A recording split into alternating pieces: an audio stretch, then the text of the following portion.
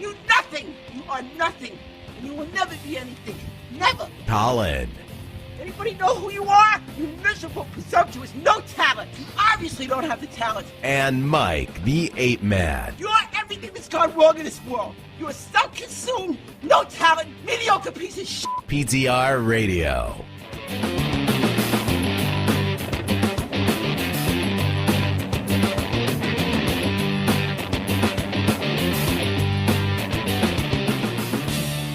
Good evening, everybody, and welcome to PTR Radio on the fabulous interweb. It's been a while. So long that I think that intro was a little bit different. I think I do it slightly differently. It's been that long that I forgot how I normally do that. And I screwed up. I'm restarting the intro. Everything is just bizarre. So, there we go. All right. So, okay. It's been that kind of day. It's been that kind of month. I'll be happy when this month is over with. A lot poorer, but I'll be happy. Mike, you stepping down to Miller Lite tonight? Oh, no, I'm saving. So right before the show, I had to think about it, and it was like, it's been a while. Did we review that? No, we didn't yet. So I'm saving my hard liquor for when we get to the movie reviews. All right. Because, I was thinking it's been so long since we've done a show, I forgot what movies we're reviewing. Exactly. That's what I had to go check. And as soon as I opened it up, because I keep all of my movie reviews saved in the same folder. So if someday someone will find my hard drive and think that I once lived as a famous movie reviewer, what this means, though, is the last document in there, obviously, or the most recent one, is the movies we're reviewing. Mm-hmm. And when I saw one of those titles, I said, Jack, I'm going to need some hard liquor later in the show. So, yeah. Well, it's funny. So I was at I was at an event, and it was a family thing. I think it was a birthday party or something. And they were like, hey, you should watch, because they're like, well, you have some pretty killer movies on your Plex. I'm like, yes, I do. I have a lot of my own personal DVDs that I've bought backups on my Plex server. You're right. And they're like, there was one that was like bikini babes in spaceships. And I'm like, oh, it's space bikini babes from outer space. And they're like, how do you know that? I'm like, well, it's just one of those things you don't forget. And they're like, what was the one with the dinosaurs? I'm like, Bikini Babes and the Land of Dinosaurs. And then they're like, why do you have all these really bad movies? And I'm like, well, there's some real good ones in there too. And I'm like, have you seen Zombies? I'm like, that's a good one. I mean, it's good bad, but it's a good. I'm like, Zombies 2 wasn't terrible. And they're like, oh, you mean like Velocipaster? And I'm like, funny enough, not only did we watch Velocipaster, but we were tweeting with people from the movie. I'm like, so, yeah, correct. Velocipaster. I'm like, by the same people who brought you Killer Sofa. And they're like, what? There's a movie about a killer sofa? I'm like, yeah, there's a movie about a killer sofa. And so they're like, I don't understand why you do this. And I'm like, because somebody has to. Somebody has to watch these movies, and somebody has to tell you if they're any good. And then they're like, well, is there any other, and I'm like, well, Tammy and the T-Rex. I'm like, and so, but I got to looking because I was going to post about Velocipaster, and that it came up in a conversation that I had, and I tripped across some news that Velocipaster 2 is coming out. Not only Velocipaster 2, they got picked up for a trilogy. So you're going to get a Velocipaster 3. Yes. It was such a cult internet classic that they got signed up for 2 more movies on a movie that the initial budget was only $36,000. They failed to make their Kickstarter goals. That's how bad this movie was. So, yep. So, I'm just like, it's really weird that, now I'm kind of getting known as the weird movie guy. So, no, the fact that we never got, that was actually pretty damn good, I must say. For those wondering. Oh, okay. Revel Stoke cherry-flavored whiskey. I expected it to be horrible, but no, it was actually not bad. I would expect it to taste like cough syrup. Now that you mention it, it does kind of taste like the red Vicks. Yeah. Cough syrup. Anyway, the fact that we never got Iron Sky 3. Yeah, it's disappointing. But we're going to get Velocipaster 2 and 3. That upsets me. Mm-hmm. That being said, we could tie that to one of the topics that kind of upsets me a little bit. This has been a sore subject of mine for a while. The director of Red Notice was apparently moving forward with a live-action Voltron movie, which I think is awesome, as long as it doesn't get too Power Ranger-esque. However, it brings me to, when the hell is Tobey Maguire going to stop worrying about the multiverse Spider-Man and figure out this live-action Robotech movie that I have been bitching about for 10 years? Yeah. I mean, Robotech would be a much better... Well, actually, Robotech would be a great... Robotech could be the next Battlestar Galactica. I mean, if Sci-Fi wanted to invest a year or two, because that apparently is all they allow shows to run anymore. Voltron's already been rebooted and remade several times. So a live action is definitely, it's ripe for it. But yes, you are correct. Let's not have another Power Rangers. No. By Bandai. Yeah. Technically, Power Rangers was another Voltron, but... Yes. I'm talking about the movie. Talking about the movie in general, not the... There we go. Not the chicken or the egg. No, but they did the same thing of taking a Japanese show and then overlaying on top of it a bunch of English words and making a completely different show out of it and then selling it to kids. Yeah. Well, yes. I guess my point, I'm thinking more of like the last reiteration of the Power Rangers movie, which was not terrible in and of itself. No. The CGI was decent. I don't like how they had they kind of deviated a little bit too much for my liking. Yeah, they could have just called it anything else other than Power Rangers and gotten away with it. But the way that the Zords came together to fight the evil kaiju or whatever the freak they're called, and that translates to a Voltron movie easily. Yeah. Not Robotech. Yeah. Well, I mean, this is the same guy, though. The same, like you said, the same guy who did Red Notice is looking at this, and he's already on the hook for doing 2 more Red Notices. So Hollywood is... I'm not mad about. Is trilogy crazy, right? And Red Notice was good. We reviewed it. We liked it. I think we all liked it. We said, hey, it's a real movie. Know. And so, yeah, I mean, as long as they... I hate to say it, but as long as they treat this like a real movie, or, if they get some of the special effects from, like, Pacific Rim, that could be kind of cool. The first one. The first one. Yeah, not the second one. Not the second one. The second one, we don't talk about the second one. No.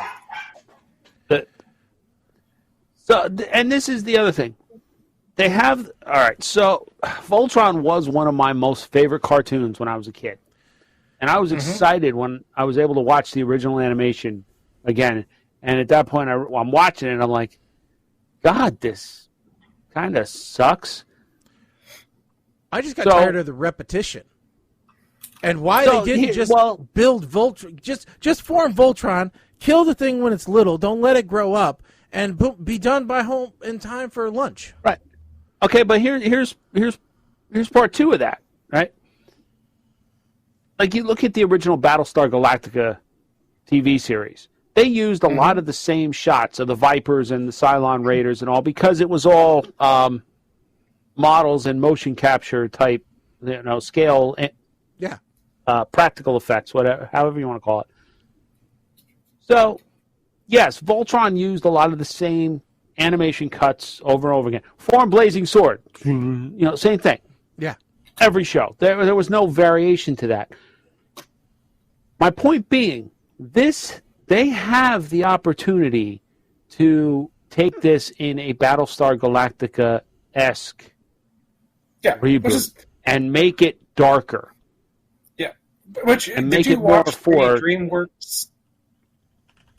Did you watch the DreamWorks Voltron? I may have watched one episode of it. I don't remember if I followed through with it. Okay, because it was a series on Netflix, right? Yeah, it was on Netflix. Okay. Yeah, it was it was darker. It had much more of a story to it. But here's what I'll say, Mike, to the repetition. And the repetition was there, of course, because, there was a lot of original footage they can't use because there was a lot of people getting killed. So repetition helped fill that in. But I will say the repetition was important. I've watched a lot of more recent kids' television, and I'm like, they've lost that point of repetition where you're really looking forward to that sequence with the special music where things are going to happen, and you can overdo it, but sometimes, man, you just really want that. So there was I don't know if you guys are aware of this, but there was going back to kind of like a Power Rangers analogy.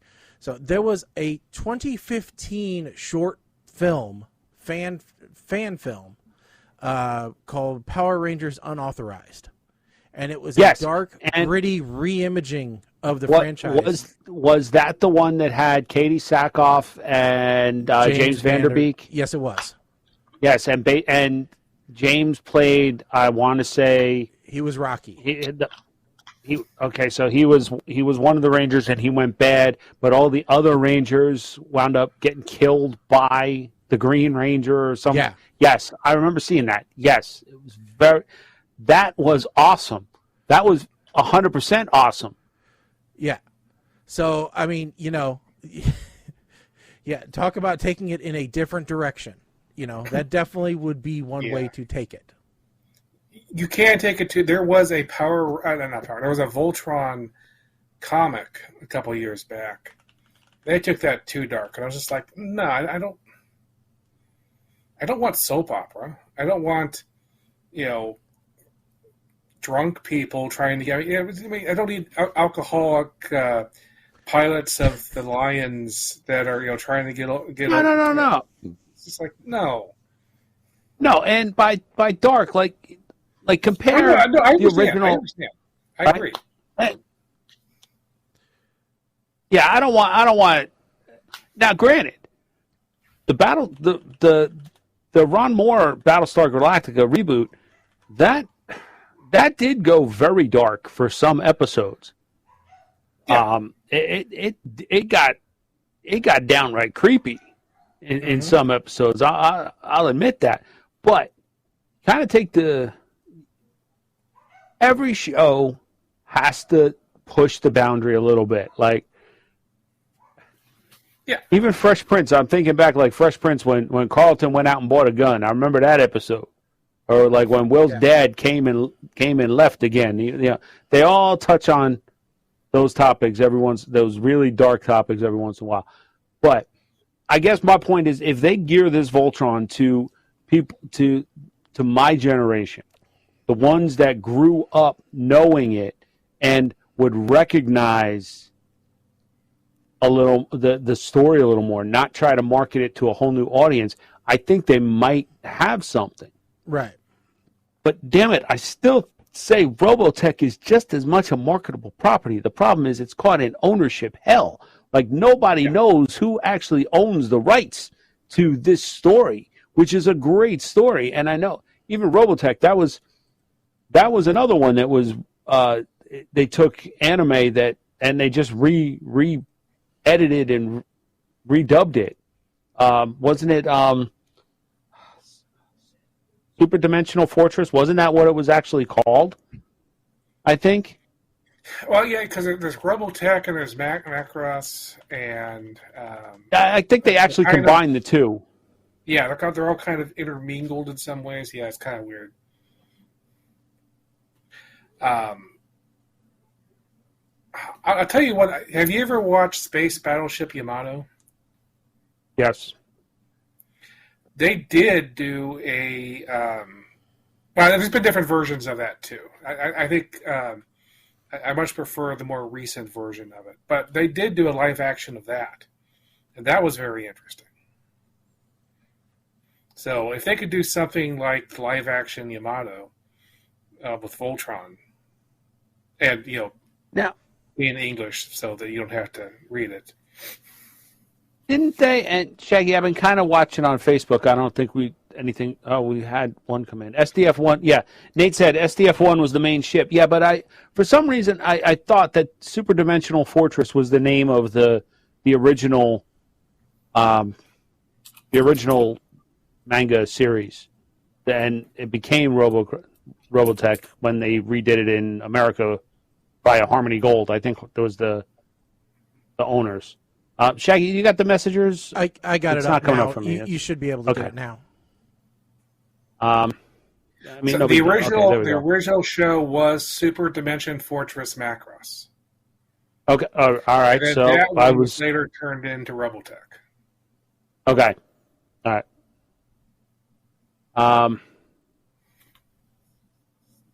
Now what was the other? Now, like the other one, it seems like I hate to say this, but like a lot of the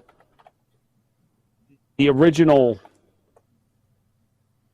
like anime type or Japanese animation seems like it would translate to live action well, and I just had to go and look because I couldn't remember if it happened or if it got shelved or what, but wasn't there going to be Akira was the first real anime film that I remember people I was exposed to, and Taika Waititi is still trying to make a live-action Akira happen. I think the technology is finally there. Now, I've said for a long time that Robotech wouldn't have... Pacific Rim actually proved a lot to me that you could do a live-action Robotech or Voltron or any of those. Transformers, to an extent, I guess it was a Michael Bay thing, so you take the good with the bad, but that kind of proved it as well. Yeah. Yeah. But live action anime has also proven that a lot of it is casting. Well, yeah, you don't if you redid Akira, don't cast Tobey Maguire in the lead role. All right, Ghost in the Shell, I think, made that mistake with Scarlett Johansson. Exactly where I was going. The moment you've cast someone like Scarlett Johansson, it's not going to work. I liked Eon Flux. But that Eon Flux was great. Mm-hmm. That was anime that, yeah, I mean, that's a sleeper hit right there. I loved it. And it was true to at least the MTV version of Aeon Flux that I remember. That was from the days that... Go ahead. Yeah, Charlize Theron, okay. Yeah. Yeah.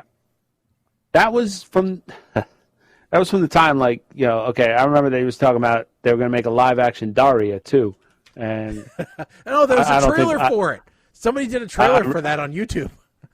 Yeah, I really don't think we need that. I mean, that's pretty much life at this point. People are like a live-action Beavis and Butthead, and I'm like, no, because that's too close to politics these days. I mean, come on now. We don't need that. Yeah. Now, I got too many channels here. Now, was there another movie related? Well, obviously there's a lot of stuff entertainment related. So one of them was the revelation about Bruce Willis. Yeah, right. All right, and his aphasia diagnosis, revealing an aphasia diagnosis. Which, we had made comments, kind of about some of his acting gigs, and we wondered why he was taking them. When he was in a movie for all of 10 minutes or whatever. And look, we were not the only ones. A lot of people questioned it. Yeah. Like I don't remember if it was him or if it was another actor that legitimately had like gambling debts that they had to pay off. So they were taking a lot of these like the direct-to-DVD movies. We've said the same thing about Nicolas Cage. It's like, hey, listen, you don't have to say yes just because they put a script in front of you. Yeah. Yep. But Nicolas Cage was income tax that he was having to pay off. But what Nicolas Cage said is, yes, I did a bunch of movies, and I put everything I could into every single one of those. And he's proud of all of them because he thinks he did a good job. Regardless if the movie was good or not, he felt that he put in the effort. But what's going on with Bruce Willis is... We can't say he didn't put in the effort. He was already out of it. He wasn't even making the decisions himself. He didn't. I was reading the stories about these directors who were told, "Oh no, he's doing much better this year." He's much better the last time you saw him. He's going to be great. And then he comes in and he's not even sure what they're doing or why he's there. They had like earpieces and people were like feeding him the lines as he was saying them. That's just no. That's dark. I haven't read the story to the extent that you have. It's my understanding, though, that Bruce knew his condition was only going to get worse, barring some breakthrough treatment. And he wanted to work as much as he could to make sure that he had something, or his family wasn't burdened. Yeah. So there is a part that I kind of question, like how much of this did his agents do with his blessing versus going the path like you kind of alluded to with the elder abuse. At some point, you got to say, look, Bruce, I know what you're trying to do, but it's embarrassing now. Yeah. I mean, come on, you got to come out with it. I think that's what the directors were saying was, look, it was fine. He wanted to get the work, great, but they had him doing this way too long. I mean, when you have the directors going, I was not happy with the position I was put in. This felt bad to me, and I'm never ever going to do that again. I mean, that's what was happening in some of those. I think that was actually one of them. I forget which one it was, but one of the movies we saw. Probably Cosmic Sin or whatever it is. Yeah, I forget which one it was, but yeah, he was like, this was not good. This wasn't I didn't get a good performance and it hurt my movie. It was I felt like I had to take a shower. Now, the one thing I'm going to say is, like, Kevin Smith came out, and Kevin Smith notoriously has said how much of a difficult time he had working with Bruce Willis on Cop Out. And he came out and apologized for what he said. Unpopular opinion here. Cop Out was far enough back, we don't know that the interaction had anything to do with aphasia. I'm not of the... if that was 2010. I mean, it's entirely possible that even back in 2010, things were starting. I mean, think back movies that Bruce Willis has been in. when was the last one you can think of where he did a good job of acting? I thought he was good in Cop Out. Saying never, but I mean, I thought Cop Out. All right, so now I got to go to IMDb and look to see. Yeah, that's what I was doing. Yeah, I mean, I don't like because chronologically, now let's just go to the authority here. Filmography. All right, so let me just go back here. Red? I like him in agree. Red. Red, he was still good at Red. And Red 2 was good. I just watched Cop Red Out was before. I liked Cop it. Out was before. Well, Cop Out was before Red, so that kind of lines up with. I get my point here is if you worked with him when he was showing these signs, and you didn't know what quite was up, he was off. Okay, but if you worked with him and he was an asshole, then don't feel like you have to apologize for comments you made. There's no need to sanitize history here. If he was look, if somebody worked with him when he shot his HBO special, The Return of Bruno, back when he thought that he was a blues singer and was playing the harmonica and doing concerts, and somebody said, well, I had an experience with him and he was a complete dick to me, don't feel like you got to come out and apologize. Let's not sanitize everything here. No. If you worked with him on Friends when he was a guest host or on the whole 9 yards, it's a safe bet that that this was not an issue back then. I guess that's where I'm kind of... Yeah. Speaking of another kind of situation, which is, hit a boiling point and then people are having different opinions of it, the Oscars. It's a bit removed now, but Chris Rock and Will Smith got into a tussle. They did? Yeah. Yeah, they did, Mike. I don't know how you didn't find this out, but yeah, there was an exchange of not pleasantries. I thought it was Will all Smith, an act. Will Smith went up and said, "Hey, Chris, you got something on your cheek. Let me take care of it for you." And that's what happened. He had a crumb or something on there, I guess, and the only way to get rid of it was to punch it off. So, but. And there's opinions one way or the other. Like Mike said, the popular opinion was it was staged because, the Oscars has had, lagging viewership for years. And up until that point, evidently, it was not viewed very well. After that, everybody wanted to tune in and find out what went on. So, the power of the physicality shows it's. So next show, Mike's going to punch out Colin, and we'll see what happens to the ratings. That's going to be incredibly impressive considering we're, 1,000 miles apart?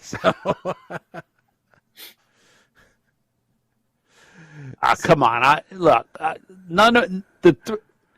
We three may not always agree on stuff, but we three are never going to lay hands on each other. We're not fighting. I will be the first to say that. No. All right. No. And if we do lay hands on each other, it's going to be because you touched my fucking horseshoe. And it won't be hands. It'll just be a fork right in the middle of your hand. It won't be, So, but yeah, I mean, that was, and there, everybody chimed in on it. Everybody except Chris Rock. Who didn't have I don't blame anything to say him. about it. I don't either. I don't blame want him. To talk about it. I don't want to talk about it. I would have went radio silent about it too. He took the high road. Yeah. Now so the one thing I don't want to say too much about this because I don't want to give in to any conspiracy theories or make it sound like I'm taking sides here, but the one thing I did notice is Red Table Talk came back. this past week. And everybody was talking about how Jada had finally spoke about this. And I did not hear what she said. Mm-hmm. But a lot of people on Twitter have stated, and I don't know, somebody's going to tell me I'm wrong, I'm sure, have stated that she said she's going to talk about it when the time is right. Like, she kind of just dragged on and let people think she was going to talk about that. And, people obviously, tuned in. I thought was interesting was Chris Rock. I mean, all we have from Chris Rock so far is that he's going to talk about it after he gets paid. Which was actually a reference to something to another incident that happened a long time ago. It wasn't anything, But the other thing he said at the time is that he finally got his hearing back. And I was like, I'm not sure if Will got his ear or not, but that was just kind of a weird. So the way Will slapped him, it wasn't like no, you didn't get the right. It was more of almost like an open-handed punch. Like, I don't know if I'm explaining it right. So, but you heard the thud, and at first I just thought it was because of his microphone. But I think that was just the blunt impact. So, I can imagine. Yeah. Oh, no, I can. Don't get me wrong. I perfectly believe that he got his, he got to the ear somehow with that slap and actually hurt Chris Rock's ear, and which, that's probably the worst thing you could have. I mean, the actual slap to the front of the face, that would hurt. But if you actually got an eardrum punctured or something, that's... Yeah. So for those listening in the podcast, Mama Blair just wrote in saying, I wonder how young Chris Rock would have reacted. He showed real restraint. Yes, he absolutely showed real restraint. Oh, yeah. And you're right.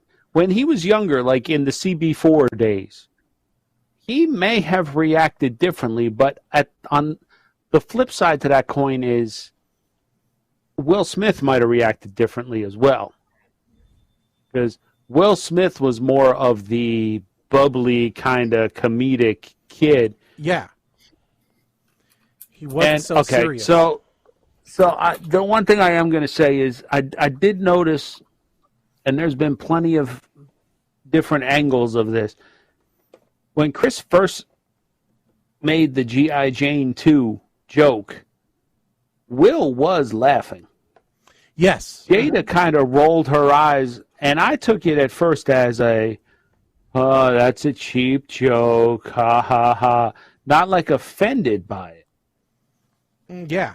I kind of. And then it's almost, there's been memes about it all over the place that, Will looked over and saw that Jada was mad and was like, oh, well, now I got to be mad.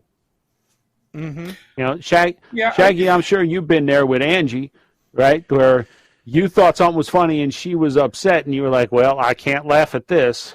Yeah, I've been there. More often than not, it's I don't think it's a big deal, but she does, so now I do.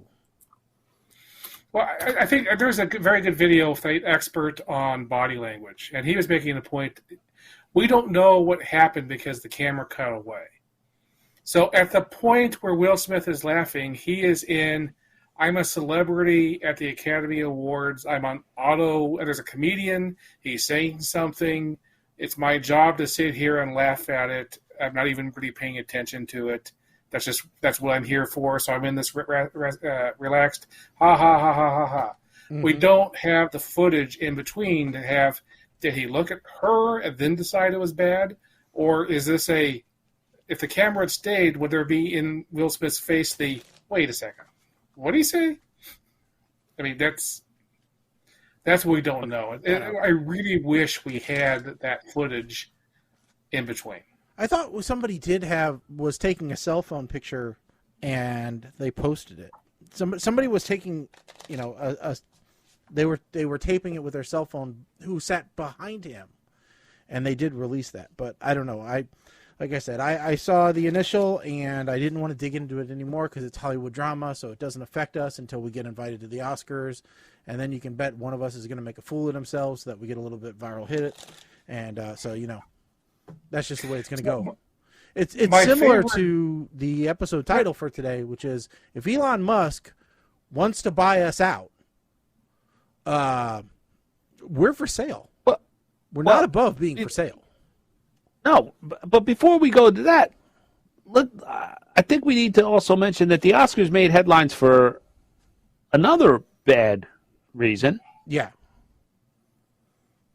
So the Oscars always have the in memoriam tribute. Yeah. Which also had the subtitle, or was going to have the subtitle this year. You know, we invested in it. It was going to be AKA PTR Radio's Deadpool Top Earners. Mm-hmm. No, I'm kidding. That's poor taste. I'm sorry. But they left out quite a few names again this year. Now there have been omissions in the past. Yeah. But this year they left out Bob Saget. Which seems like a big one. They left out Willie Garson, who is a pretty big one as well. You know, he's got the face that if you saw it, you'd know him. You may not know him by name, but you know him. They left out Norm Macdonald, who pretty sure everybody knew one way or another. And they left out Ed Asner. Yeah. How in the hell? It'd be worse if you could have a bigger doing that, but yeah. The only way that you could have a bigger flub was if they had left out Betty White and Abe Vigoda, because Abe Vigoda is one of the few people that had a damn website. Is Abe Vigoda dead? .com. If they had left them out, that would have been a huge. That you might as well just shut it down. Don't ever host the show again. But these are some pretty big names. Yeah. Yeah. So I just wanted. I can't find it. I had one meme from the whole thing, from the whole Will Smith thing that I found very hilarious. And it was a picture of The Rock in a tuxedo up at some award ceremony going, "Hey, Jada, looking forward to seeing you at G.I. Jane 2. And then a picture of Will Smith going, very good joke, Mr. Rock, sir." Yes. Yeah. That's true. That's a good. If it had been The Rock, Jason Momoa, the dude that played the Mountain in Game of Thrones, right? Yeah. Idris Elba, Jason Statham, anybody like that you know has the physical ability to really kick somebody, not 97-pound crack-ish looking Chris Rock. Would his reaction have been different? I mean, but then you got the flip side. If it was Patton Oswalt up there that had made that joke, what would Will have done?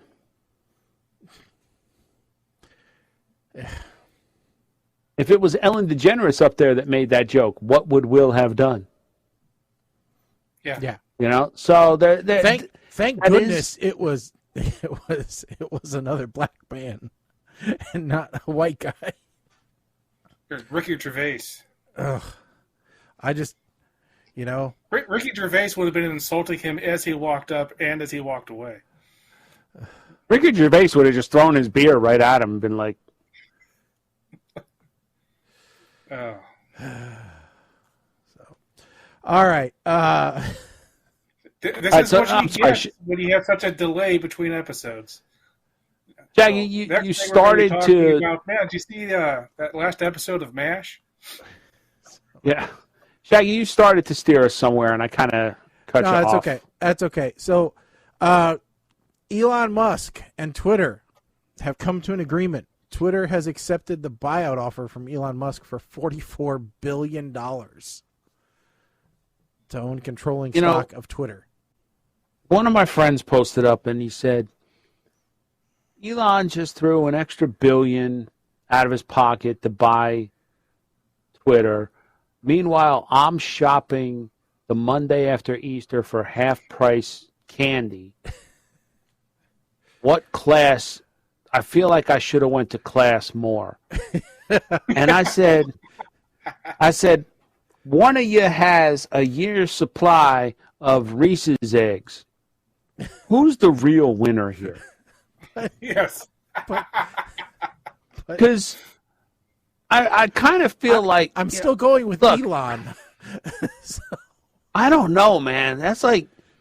Twitter is like the bastard stepchild of the internet. And now that it's private, the best had to be... Okay, so I got to find it real quick here. Well, what I love is... Mama Blair was asking if Bill Saget was in a movie. Yes, he was. He was in a movie with Dave Chappelle. Where, what was it? Half-Baked. Half-Baked, yeah. Yeah. And he could never live down his line from that movie. Something about... he was also in Father and Scout. I remember him from that movie. I watched that. He was in Dirty Work, evidently. Cameo there. He was also in... He was in Critical Condition?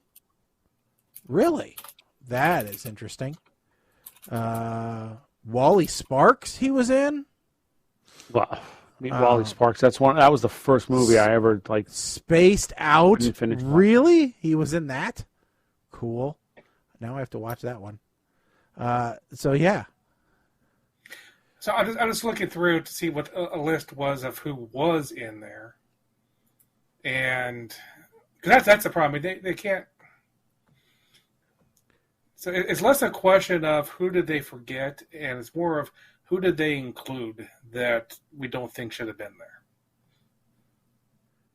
Oh, I'm not touching that, man. I piss people off enough as it is. I'm not touching about. Oh, you died. You shouldn't be on our list. No. Yeah. No. That Colin's trying to get me bumped off by somebody in the Blair clan. Holy crap. Now, what they did do is they did have a longer memoriam list up on their website with a list of absolutely everybody. Okay. But I'm just looking through the list of things and going, there's some that you look at and you say, well, I know Dean Stockwell more for TV than I did for movies. Ivan Reitman definitely needed to be there. Betty White, well, she was the queen of Hollywood, so she had to be there. Yep. But, it's hard to say, well, some of these people were just late. They had William Hurt. He only died on March 13th, so that was right before the ceremonies. Yeah, so it's not a timing thing, although they have used that excuse in the past, that somebody died like the week of, and they couldn't get him in there. But to which my response is, the South Park guys produced their stuff the night before their show airs. You're going to tell me you can't edit a picture into a PowerPoint presentation? Come on. Okay, well, here's the important criteria, though, and that is, did any of those people, were they ever nominated for an Oscar? Like, I mentioned Dean Stockwell's name there, and I saw that he actually did have an Oscar nomination. Sally Kellerman, Ned Beatty. So, if they're going off of they're either going to have to be someone very important or at least have to have an Oscar nomination. I don't know. But some rule to cut back on people complaining about it's probably good. Okay. So interesting. So getting back to the Twitter thing. So what's interesting about the Twitter thing is originally his first offer was rejected. Then he was offered a seat on the board. It wasn't. No. It was given a poison pill. First he bought a big piece of it. Then he was offered a place on the board. And then he decided not to do that. And then he gave his offer. Now, once he put his offer in, they were still considering it. They went ahead and put in the poison pill thing just in case they needed it. But they had not rejected his original offer at that point. They were still thinking about it. Then they actually entered into negotiation, got him to get a little bit more money, got proof that he actually had the funding in blind for it, and then that's when they finally accepted it. So at no point there was he actually ever rejected. So, the big thing is, according to this article from The Verge, it says from what I understand, though, he before he announced, he owned it was around 9%, maybe 9.1% of Twitter stock. Mm-hmm. And that was after buying it all up. So he became the largest single shareholder of Twitter stock. Uh-huh. He turned down the seat on the board because he found out that he would not be allowed to own more than 14% of the stock. Yeah. That's what I think that's why he turned it down. Yes. Then he found out he wasn't going to be able to do whatever he wanted to. So yes. Oh, well, okay. Yeah, so he's been, according to this article from The Verge, Musk has been outspoken in his criticism of Twitter moderation, describing himself as a free speech absolutist and raising concerns over how the platform would moderate under his control. He says it's just really important that people have the reality and the perception that they're able to speak freely within the bounds of the law. Musk said in an interview with Chris Anderson during TED 2022, I think broadly the civilization risk is decreasing the more we can increase the trust of Twitter as a public platform. Well, that's interesting because, to my knowledge, the censorship that he's talking about or that he's complaining about was put in place to ensure the trustfulness of the information on Twitter. Or the trustworthiness. I'd be very interested to see what actually happens once he takes over. I mean, there is a very large problem on both Twitter and YouTube with fake accounts impersonating Elon Musk and other people. And so that's that really needs to be cleaned up on both platforms. Well, yeah, and there's that one Twitter account that posts everywhere that is plane flies. So, yeah, that's fine. That's fine. Oh, yeah, but he doesn't like it. He doesn't like it, but he's not going to stop it. If he did stop it, that's where he'd be wrong. Yeah, but that Twitter account has gone on to bigger and better things by tracking all the Russian oligarchs. Yes. Instead. But and yachts, I think. So it'll just be interesting. It'll be interesting. There's one person who said that he will not rejoin Twitter. He's continuing on with his own social media platform, which he's never posted to. Oh no, he did once. He's not an official member. He says he's waiting another week to join. Well, so and it's funny because that's kind of been the whole linchpin of this is people. So okay, I'm gonna read something here that a friend posted that I haven't verified. I am not reading this in. This does not reflect my opinion. No. Right. So apparently, Rob Reiner tweeted. Now that Elon Musk is buying Twitter, the question for all of us is: will he allow a criminal? Will he allow Trump back on? And if he does, how do we combat it? Right. And John Rich, the singer, half of Big and Rich, replied back to Reiner and said, calm down, Rob. I'm sure he'll let Hillary stay on Twitter. So why is it? I hate politics. We have we've gotten to a point on the show where we kind of avoid political topics because they're just too polarizing and we don't want to piss too many people off. Yeah. Even though there's a huge thing going on right now that I'd love to talk about, but I'm not going to. There's a whole book full of it, but we're not going to talk about that. Well, Jesus did die for our sins. What book are you talking about? There's a book coming out that's full of audio recordings and everything else. Satanic Verses? What?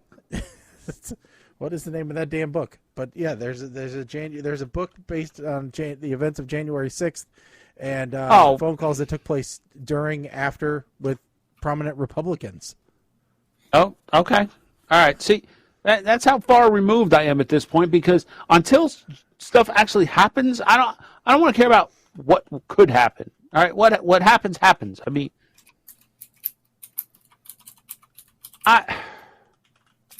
but that's what everybody's concerned about most with Elon buying Twitter. Nothing else except who's he going to let back on? Who gives a shit?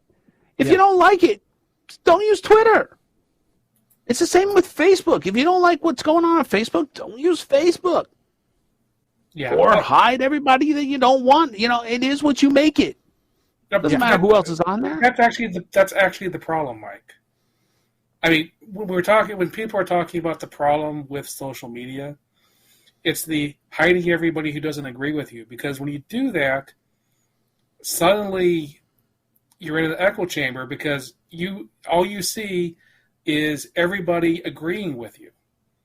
And then when you're living in your own world where everybody agrees with you, then suddenly that becomes truth.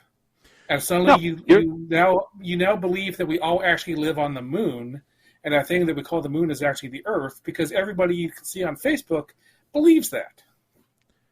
I understand, and I agree to a point. But if you absolutely, I'm just going to say his name, even though it could be like Candyman, he might pop up in my damn thing. If you absolutely despise everything that Trump stands for and everything he says, if Trump shows up on Twitter, friggin' block him. It's one person. That's all. That's what I'm saying. That one person coming back on the platform is not going to. And you're right. You are absolutely right. If you block every single person who disagrees with you, and in fairness, I have called people out for doing it to me. If I disagree with you and you block, and your first reaction is to block me, I call you out on it. Do you want to know why?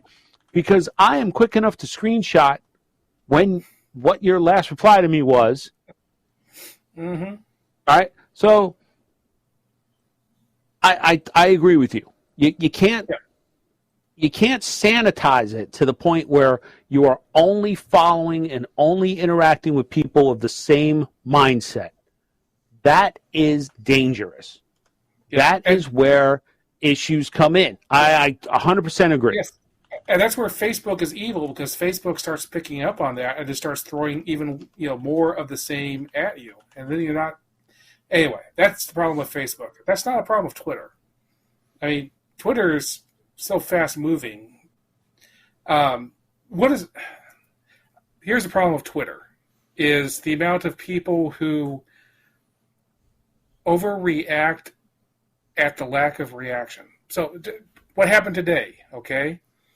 There was a clip of Steve Martin, King Tut thing, okay? So maybe 4 or 5 people on Twitter saw that for the first time in their lives and made a comment about how they thought that was disrespectful to Egyptians or something, okay? So now Twitter has blown up with people talking about people blowing up about Steve Martin's King Tut and how Steve Martin is a institution. We're like, you look at it going, why is everybody getting all up to arms about 5 people? This is not a huge, upswell of people on Twitter trying to cancel Steve Martin. It's a couple morons. Anyway, that's the problem with Twitter. It's not the people canceling. It's the people reacting to the lack of canceling and turning into something that doesn't even exist.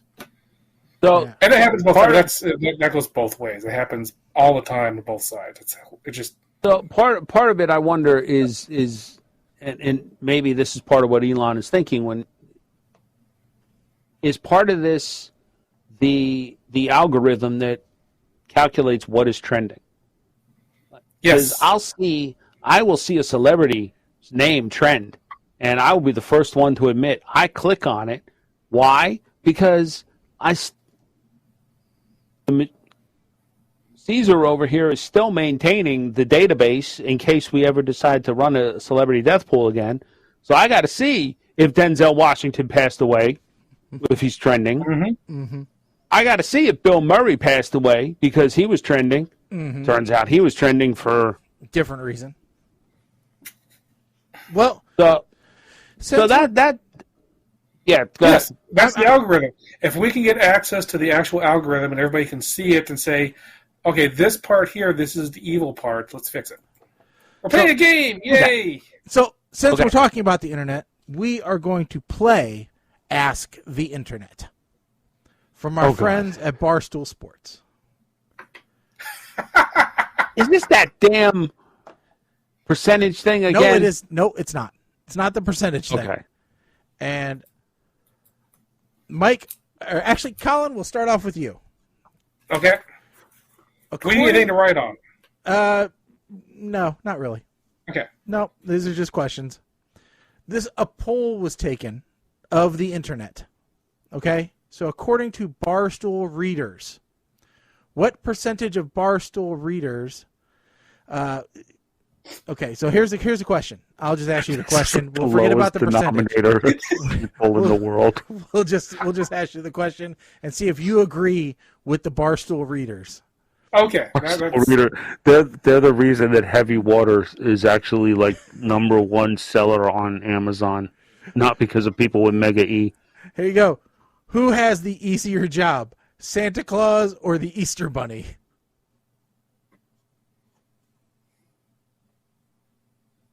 Who has the easier job? I'm going to go for Santa Claus. 83% of Barstool readers chose the Easter Bunny.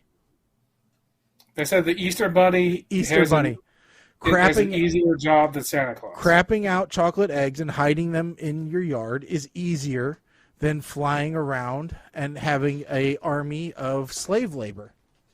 Apparently, I'm with Colin on this one because I was not aware that the Easter Bunny actually crapped out chocolate eggs as part of the Easter ritual here. Yeah, I thought the Easter Bunny just Easter Bunny has a harder job because he, doesn't have any hands. Opposable thumbs make things much easier. I mean, I would have gone with you. I would have thought Santa Claus had an easier job because he has a flying sleigh. The bunny actually has to hop around the entire world. Santa has magic. Yeah. The Easter Bunny doesn't. The entire world with predators who want to eat the Easter Bunny just has a prolapsed anus. That's all he has from the chocolate eggs. But, all right. Here's your question, Mike. I hate you already. Your cheeks are getting red. I took the order worked itself out. Is Eiffel Towering a chick with another guy gay? Eiffel Towering a chick. I'm not 100% sure what that. Guess what? All right, so I'm gonna guess. Well, it's when. No. I'm gonna guess it's when she's on top and the other dude is standing up in front of her. No. What? No. Eiffel Tower is like an A-frame, right? So you got the girl like a bench, basically, doggy, one on one side, one on the other side, and the guys are high-fiving. That's Eiffel Tower. This is Barstool people we're talking about, so I'm going to say no. 76% of Barstool users say no, it is not gay. According to the Lonely Island song. Yep. I don't know what the choices in this question are, Colin, but you get to debate the internet, and there's no right answer here. Okay. I'll be happy to make something up. Who would you want to represent you in a trial by combat?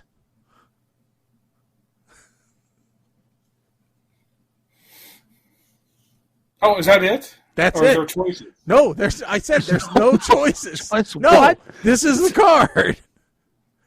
Who would I want to represent me in a trial by combat? Yeah. Okay, I would go with the United States Army.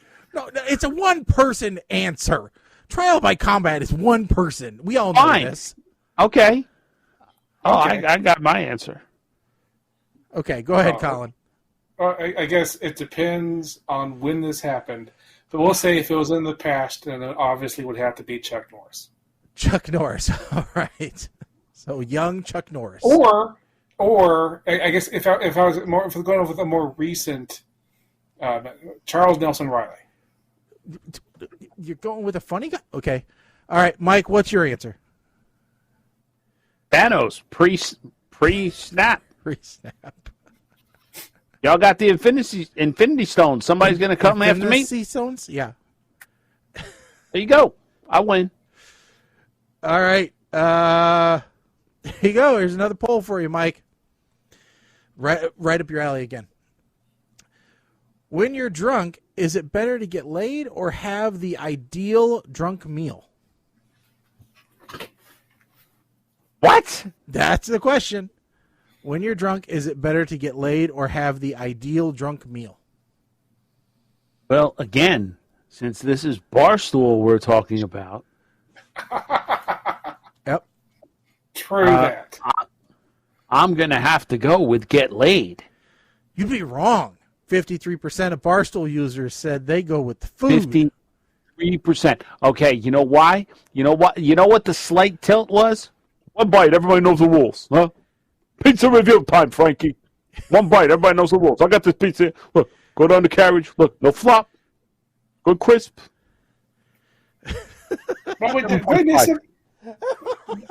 Was there an answer to the trial by combat? No, there wasn't.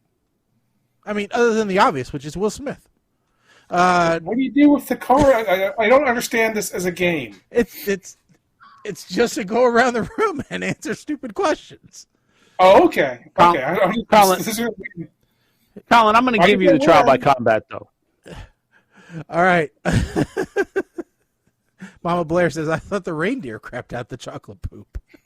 Who exactly wrote these questions? Mama Blair's asking, who wrote these questions? Barstool Sports. Barstool Sports. Yeah. In fact, here's another question. It's for Colin. Answer the internet. You have to pick one or the other.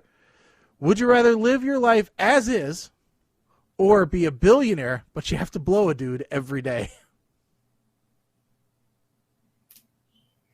I have to say that would probably be worth having $1 billion at. Okay. Yeah. All right. There you go. It is Barstool. It's Barstool. They would say the same thing, I'm sure, if there was an answer on the card. Yeah. I mean, at that point, it's like you have $1 billion. I may kind of need a qualifier here. I mean, is it the same dude? It just says a dude. It's because if it's like just eventually it's like, you get really good at it. No. Because the point, if it's like a different random dude every day, this could be a problem. Because eventually you're going to wind up with like stinky dude, like the dirty bum at the end of the street because you've gone through everybody else. Well, but if you have $1 billion, you don't have to stay in the same spot. You can move to Point stands every day. Oh. Yeah, right? If it was $1 million, no. But at $1 billion, I mean, you're talking, Yeah. All right, Mike. You could rig it to not actually do it and have everybody think you are. There you go, Mike. This is a great question for you. All right. I don't trust you. Would you rather relive your best sports moment or your best sex moment? Oh, best sex moment. You're saying that's far exceeds your best. Bro, I ain't never won a Stanley Cup. I ain't never been heavyweight champion of the world. I ain't never won a World Series. I ain't never won a Super Bowl. I ain't never won a World Cup. I ain't never won an Olympic gold medal. All right, nothing. Wimbledon, you name it. I've never, no. But best sex moment. But you did get a gold star for the bedroom. That's what you're saying. I've been told. Whether they were truthful or not, I've been told. Here, Colin. This is another good one for you, Colin. All right. If you had to choose one meat, to eat for the rest of your life, which meat would it be? which animal would you choose? No. source You of can't meat. clarify. No, not animal. No. Well, look, there's pictures of chicken and cow and pork. Because see, And a pork monkey. is different than ham, is There's different even than a bacon. monkey. It says Pork meat. is different. No, pork is different than ham, is different than bacon. One meat. Fine. I'm sorry, I'm going to be a stickler. Fine. So the meat, what I'm going to want is a whole pig. So you're going Hawaiian luau, pig. Pig. Okay, that's Just keep fair. giving me whole roast pigs. That's a good Fine. workaround. That's fair. But obviously, the answer to that question has to be pork because, it's as fine as every other one. Chickens are fine, beef is fine. Nothing is as useful as a pig. Like they say, the only thing you can't eat on a pig is the squeal.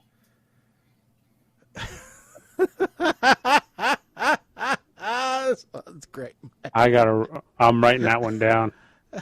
Oh, you never heard that one before? No. Oh, yeah.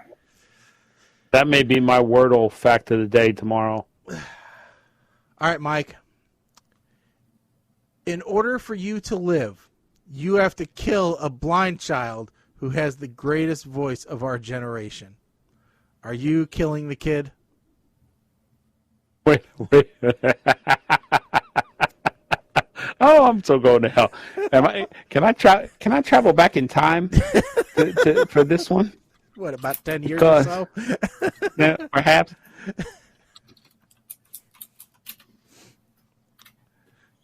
So are you killing the blind kid with the voice of an angel in order to survive? Wait, read it one more time. What is the pro of doing this? You continue Like to world live. peace? You continue to live, otherwise you die. You die, or the child, or the blind child dies. Okay, you could if it comes down to him or me, it don't matter if he's blind, if he's deaf, if he's the golden child, it don't matter. Him or me, that's the root of the problem here. Mm-hmm. Survival instinct's kicking in. I'm going hostile on you. And he can't see you coming, so it's going to be really easy. That is not someplace my mind went. I mean, as long as you're quiet, he won't even know who it was. I mean, you're throwing the blind child in there to try and play with my emotions, and no, either way, it doesn't matter. You could put Mother Teresa in front of me. It's her or you. Well, that's a simple answer. I want to live. All right, Colin. Simple question, simple answer. Okay. Although this one does have a right answer. Which one did Barstool survey participants prefer most? Waffles or pancakes? Oh, that was difficult. More difficult than killing a blind child? I didn't have to answer that one. More difficult than blowing a guy for $1 billion? I'd do nearly anything for $1 billion. Okay. If I had $1 billion, I'd blow a man. I'd say $1 billion or kill a blind child is probably more difficult to answer than live. But pancakes or waffles, now that blows both of them right out. That's an ethical conundrum right there. Oh, we got to I'd consult say- the Bible. Jesus said unto thee, taketh these pancakes or waffles.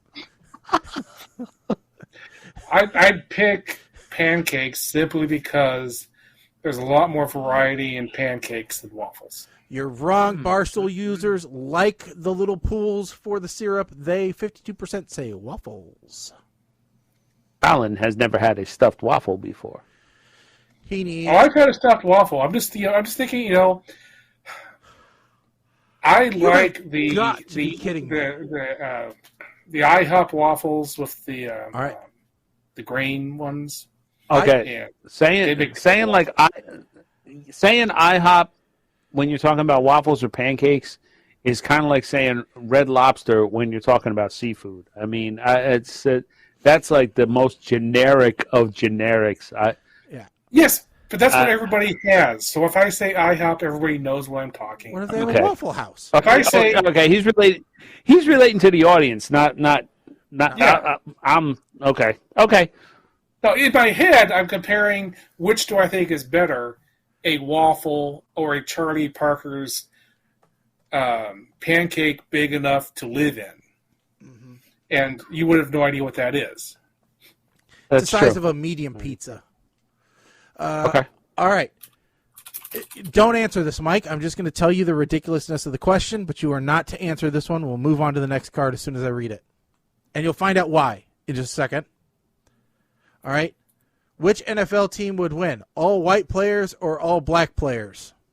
Moving on. Yes, we're not answering that question. I just want to tell you what Barstool Sports thinks. If you won $300 million, what are the first three things you would buy? First three things I would buy for $300 million. Yep. A new house, not in New Jersey. Mm-hmm.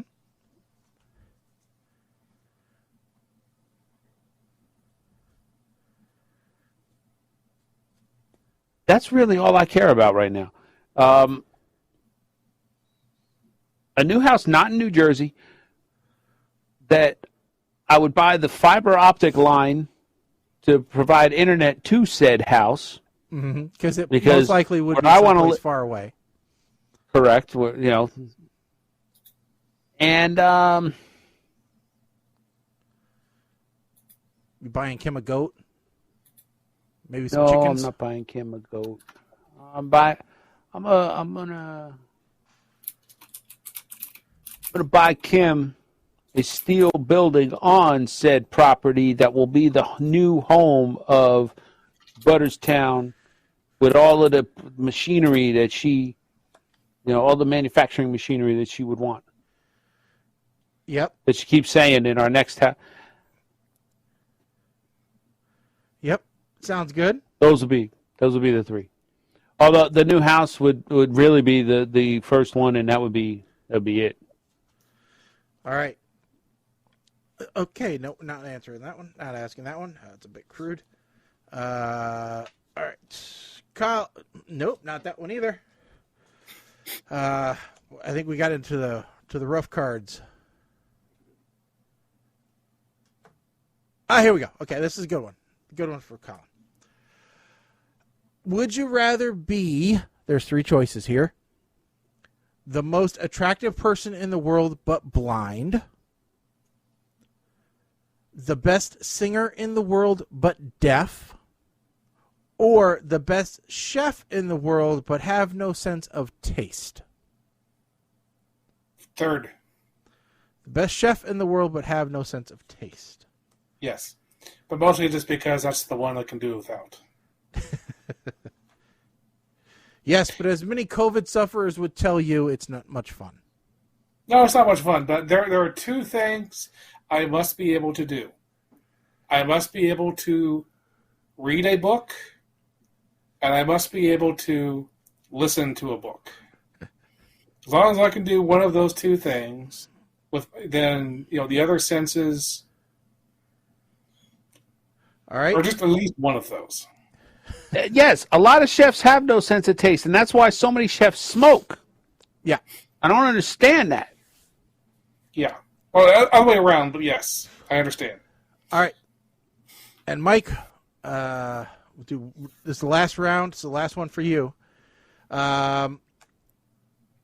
This is pretty much a yes/no question. Okay, so tell me whether the majority of Barstool Sports people said yes or no. You can tell us your own personal preference if you like, but you don't have to.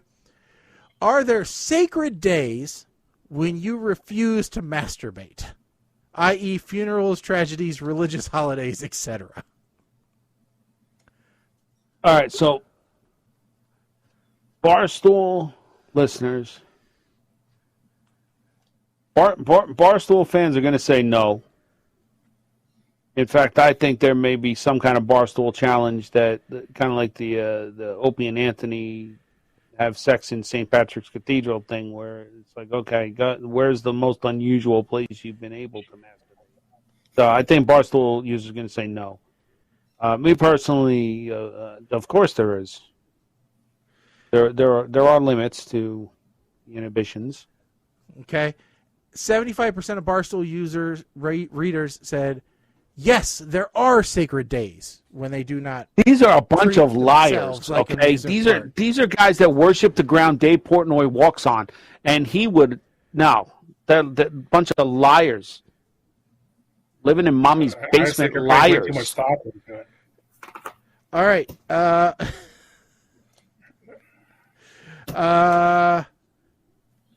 Colin, who would win in a battle royale? 30 midgets or one full-grown lion? It's a fight between 30 midgets and a lion. Yes, who would win?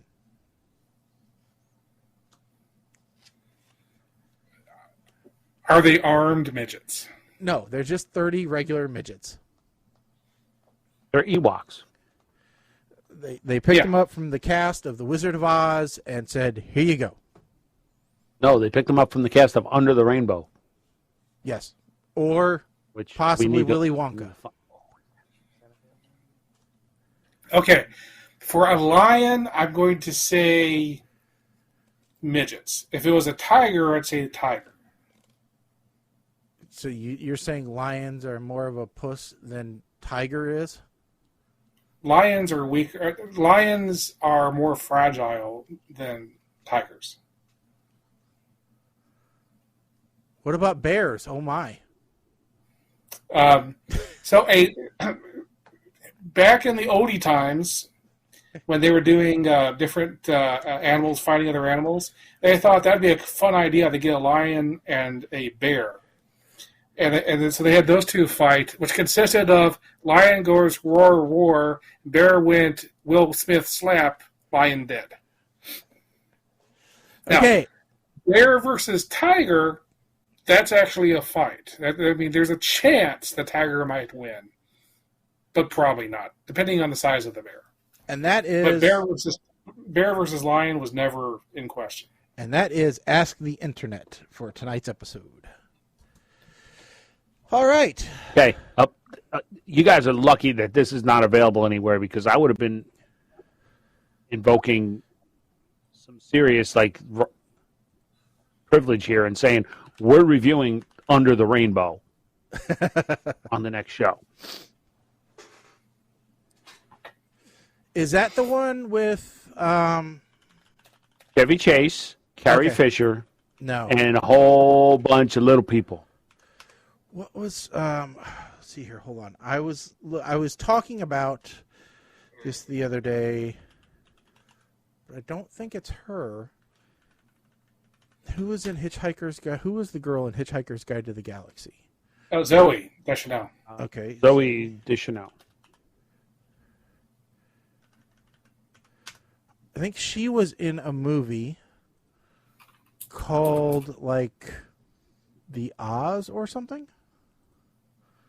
Wasn't she? It was like a sci-fi miniseries. Oh, wait a minute. I think I know what you're talking about. Tin Man. Tin Man is what it was. Yes. Yes. It was a really good one. I don't know if you guys have ever watched it. I remember it. So That's the best I can say is I remember it. That was like a darker, grown-up version of. Oh yes, very much so.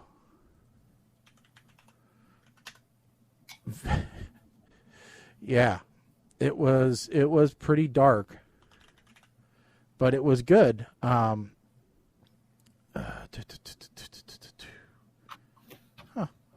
Can't find it. All right. So anyway, yeah, it was a miniseries. Alan, The only reason to go into the past is to change. All right? I mean, haven't you ever seen a movie? Yeah, I was just seeing if there was anything that we needed to, before we got into our movie reviews here in a bit, if there was anything else that we needed to discuss or deal with.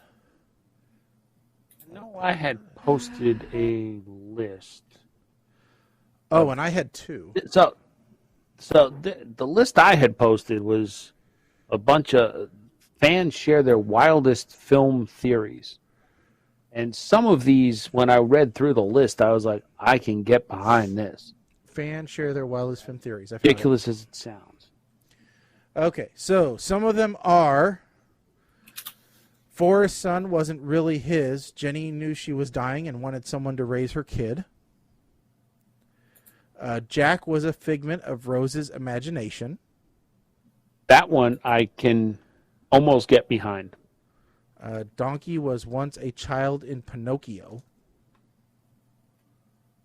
From Harry Potter, Neville's has a bad memory due to a botched obliviate spell. So this all came about, and I'm going to delve into this one because I heard Colin's reaction.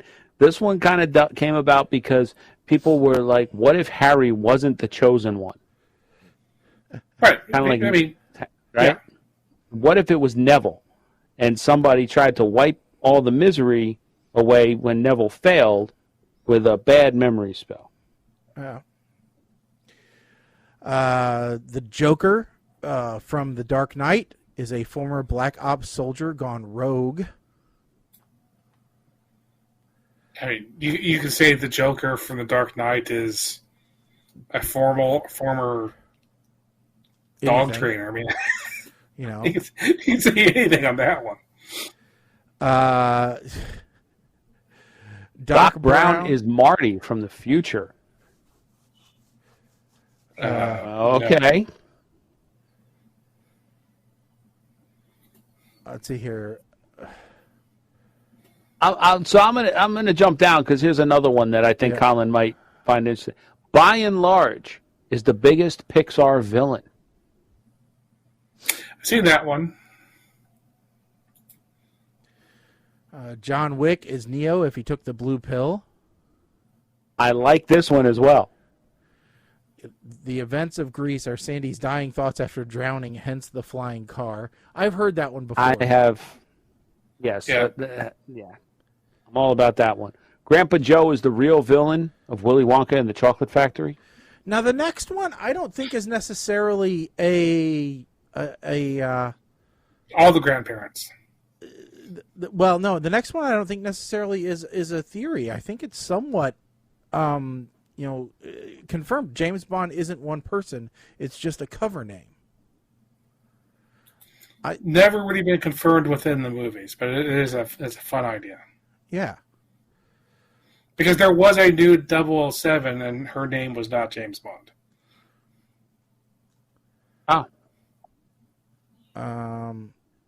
Zion is part of the Matrix from the Matrix 2, which nobody liked, or 3, nobody liked.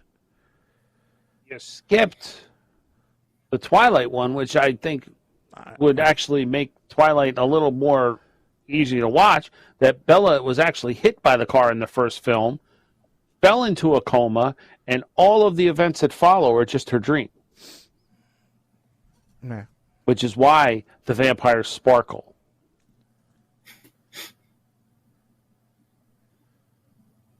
Titanic, Inception, and Shutter Island are all in the same universe, and Leo's character is the same all the way through. That's another... I don't know any till we get down to the Clueless and Legally Blonde one. I haven't seen any of the other movies. Yeah. The Kill Bill one is kind of silly. The rumor there is that, like, Bill actually killed himself, so the exploding heart technique didn't actually work. And I'm looking at that going, well, if you're going to say that, then maybe he's not actually dead. He's decided to pretend to be dead. So they say Legally Blonde is a sequel to Clueless because the timelines align. Pennywise and Mary Poppins are the same species. Okay, that one. All right. Anytime a member of the Addams family passes away, it never seems to be from a normal circumstance. Therefore, members of the Addams family cannot kill one another. Yeah, that would kind of make sense. Okay. Yeah, some of these are outdated because there's been newer movies since that have gotten rid of them. I do like the Home Alone one, though. Kevin McAllister grows up to be the villain from Saw.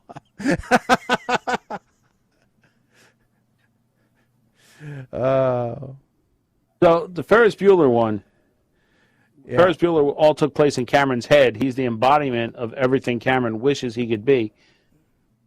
Actually, wasn't there a theory that that Ferris was actually a fan? No. I thought there was one that like Ferris was kind of like the imaginary friend of Cameron. Yeah, I think so. I thought that was another theory. Yeah. Like Bruce Almighty, Morgan Freeman's character isn't God, he's the devil. You know. Boy, this list just keeps on going and going and going.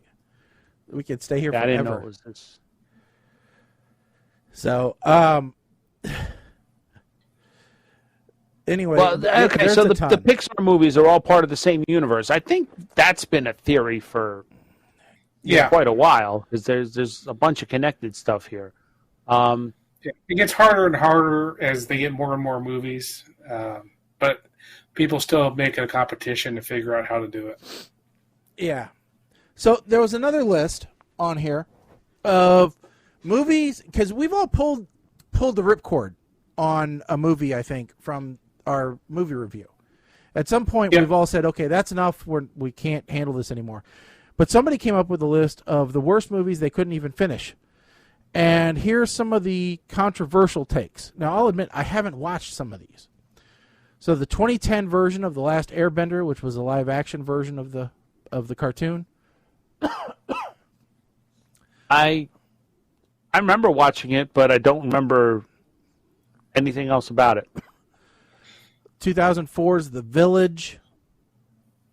Didn't watch it. I remember watching the end, and I was like, "Wow, that was around the time that M. Night's twists kind of went." 2013's American Hustle. Didn't see it.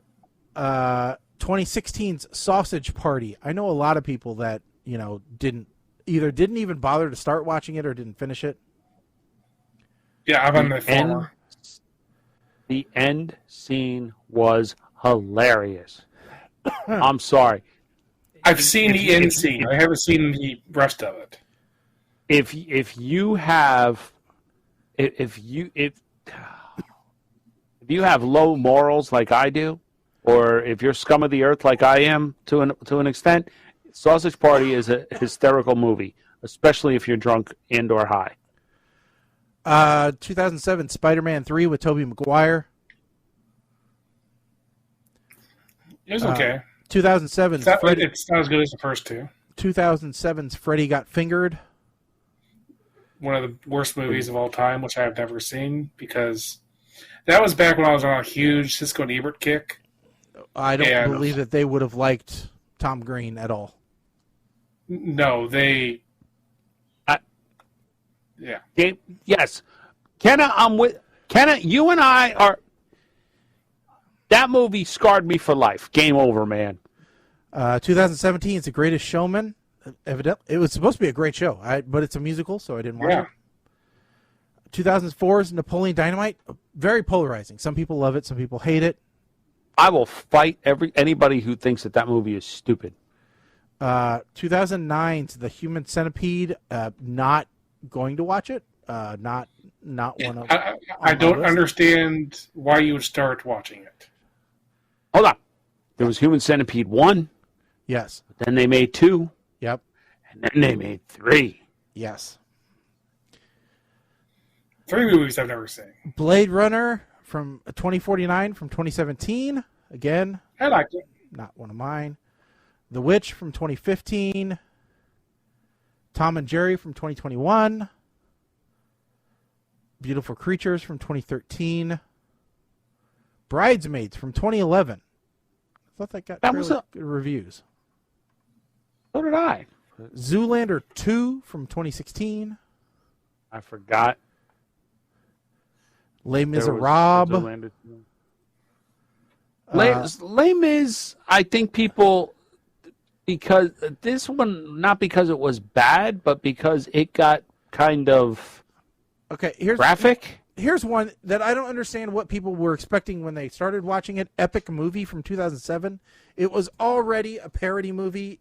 It's just going to be what it is. Aquaman from 2018. I thought that was pretty good all around. The Notebook from 2014. Or from 2004, sorry. Didn't watch it. I don't understand some of these, really. And here's the problem. Okay, so... Oh, all right. So I guess if I click more, they give one comment as to why people stopped watching it. Yeah. So... Oh. Yeah. We've watched worse, and... Yeah, a lot worse. So, in fact, I guess we're kind of... Are we going to touch... Amber Heard is the reason people won't watch Aquaman.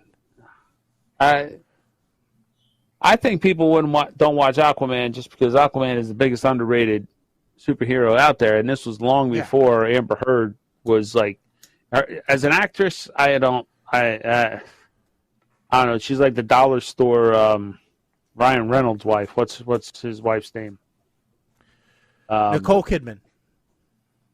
That's not Ryan Reynolds' wife. Kirsten Dunst. No. Not helping me.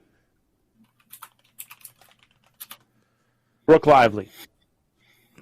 Amal Clooney. Yeah. So Amber Heard is like the dollar store Brooke Lively, right? And I don't think she's a great actress. No, Christy Teigen. That's his wife's name. No. Listen, I would not watch anything with Chrissy Teigen. Victoria Beckham. That's it.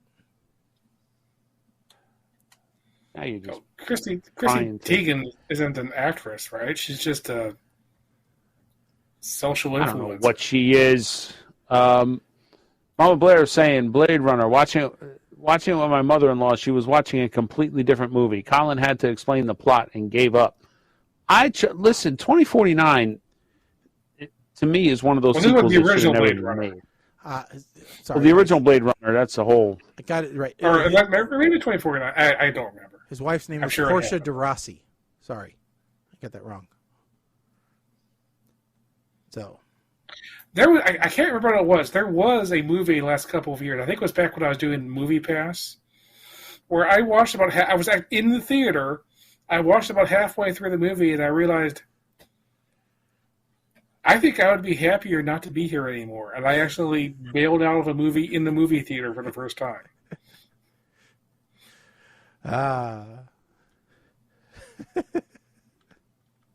I've never bailed out of a movie in the movie theater.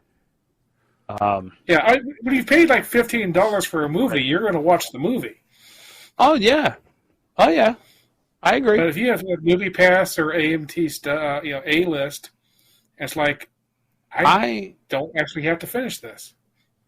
I mean, I have been at a movie where when the lights came up, I looked at whoever I was with and I was like, I cannot believe we just sat through this. I mean, it was... All right, it is 8:30. Let's... Oh, God. yes, so let's talk about movies because we haven't talked about them yet. And we've got two movies, and I don't remember what they are. So, Mike, tell us, what two movies are we going to talk about tonight? So we have Hawk and Rev, Vampire Slayers, and Gunpowder Milkshake. Ah, okay. That's what they were. Well, that makes sense now. Okay, which one do you want to talk about first? Probably the best one we should cover first, right? So, Hawk and Rev? Obviously. God, you want to talk about Hawk and Rev? Let's talk about Hawk and Rev. Sure. Talk about Hawk and Rev. Let's talk about Hawk and Rev. All right, Let's talk about Hawk and Rev. Colin, we're going to talk about Hawk and Rev, and you're going to go first. Okay. I don't know why this movie was made. You spend the entire movie going, okay, when does this movie start? Because I've been watching this movie for over an hour, and it doesn't seem to have started yet. Hawk and Rev is, you have a guy who camps out in his parents' backyard because he was in the military, and because of that, he is not all there mentally. But he was thrown out of the military because he killed a vampire who was a fellow soldier. I don't know if it was ever really quite explained or if purposely left open-ended of whether or not he was supposed to... Was he crazy? Was it really a vampire? I don't know if it was ever really said. Because there is a vampire in the movie, sort of, but you could say that he's just crazy too.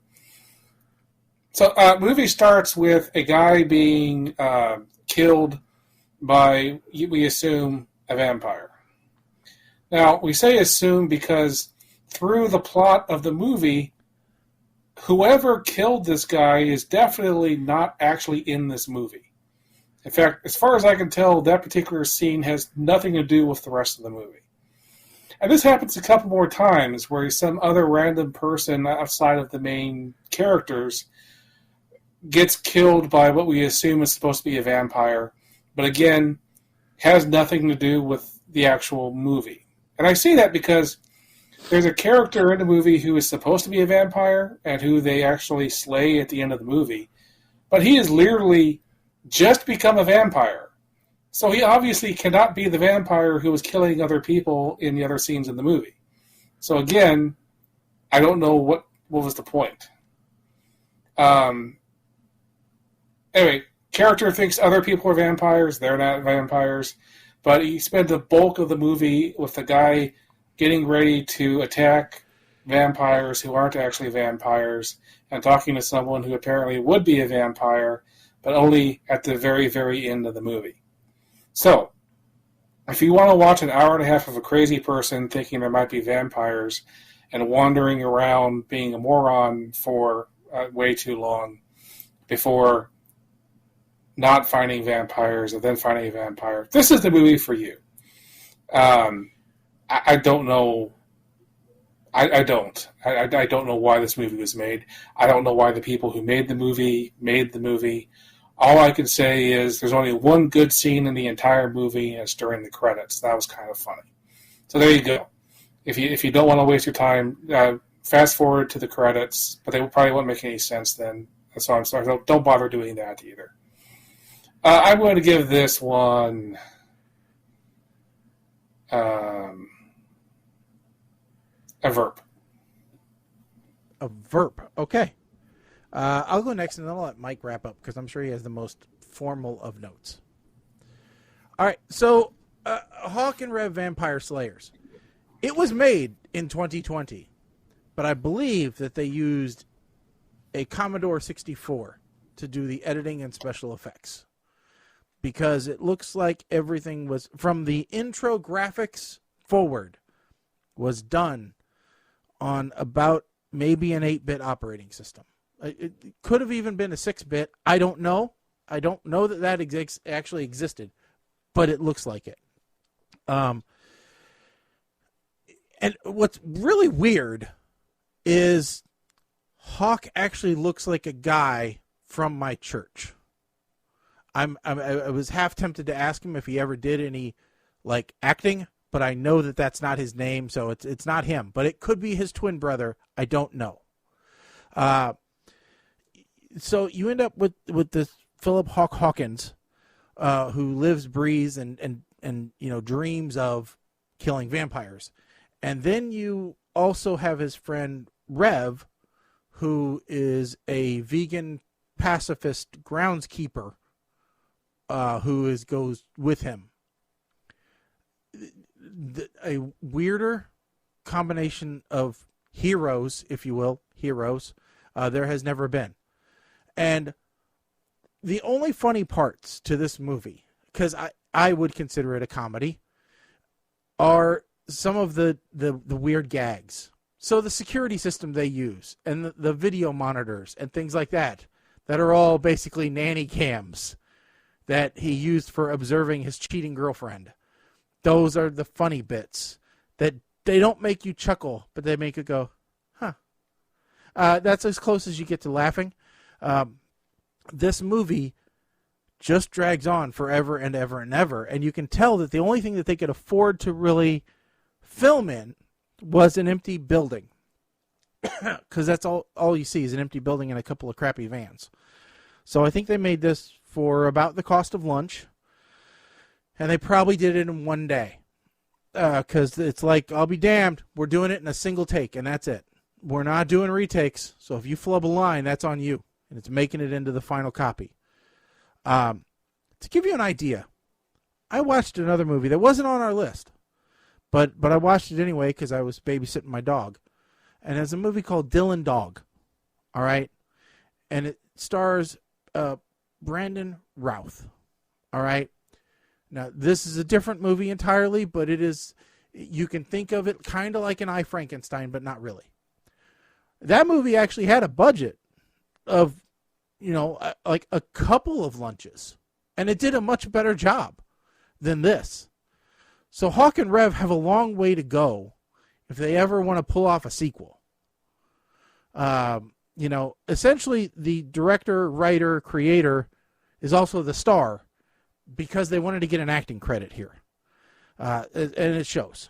So rather than Colin and being very, graceful with my rating, I'm going to give this a puke with chunks. All right. That's how bad this is. All right. Mike, it's now your turn. Tell us what you thought. This is probably like a cobbler or something, right? I mean, you loved it. You're going to watch it again and again. Show it to all your friends.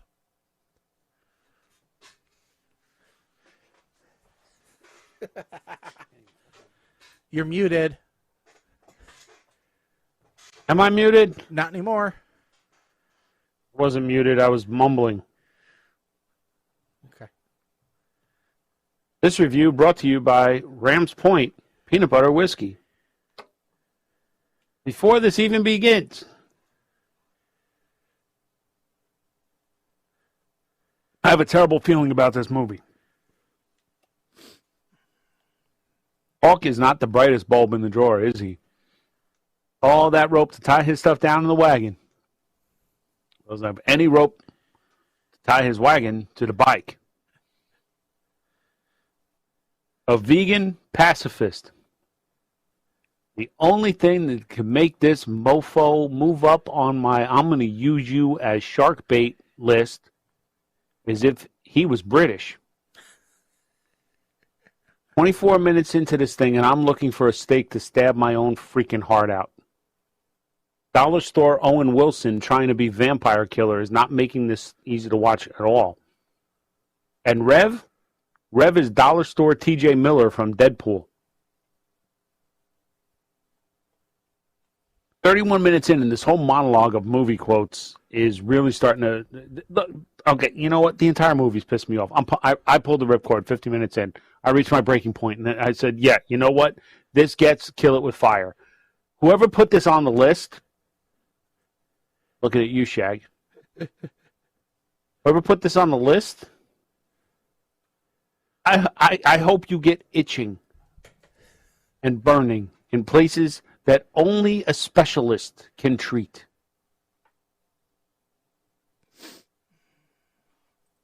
That's it. That's the review. That's it. All right. So we move on to the other movie, which was, I think it wasn't a random choice. We picked it because it was a fairly new release of what we would refer to as a real movie. on Netflix. Mm-hmm. Gunpowder Milkshake, and we'll go in the same order. Colin? Yep. Gunpowder Milkshake. Quick, couple-word review. John Wick with a woman. That's basically what this is. In fact, this movie was made at about the same budget as the original John Wick, which just tells you how good the director is of John Wick, that he got so much more out of his money than they managed to get in Gunpowder Milkshake.